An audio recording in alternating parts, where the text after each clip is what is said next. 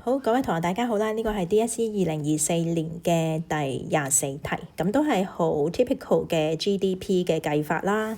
咁做呢種題目第一時間睇清楚，佢問你 GDP 啦，同埋問緊你 market price 啦。咁而家提供俾你呢一個表係 expenditure approach 嘅表嚟嘅，所以應該咧就可以直接幫你計到個 market price 嘅。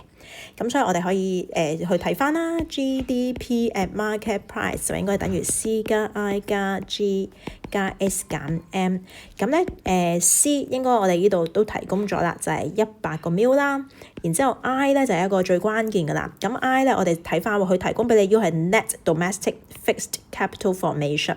咁意思即係話咧，佢如果係寫得個 net 字嘅話咧，就即係未計 depreciation。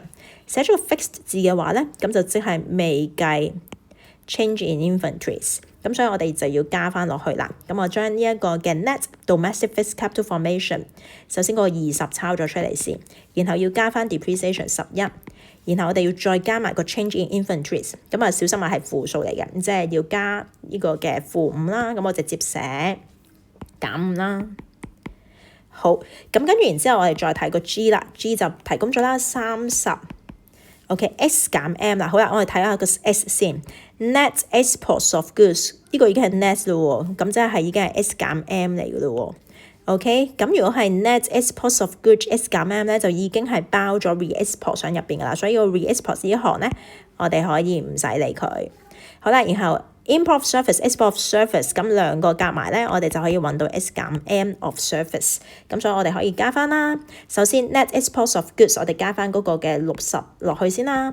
然後 export of service 減 import of service 就會係 net export of service 啦。咁所以我哋就會加翻40，然後減翻80。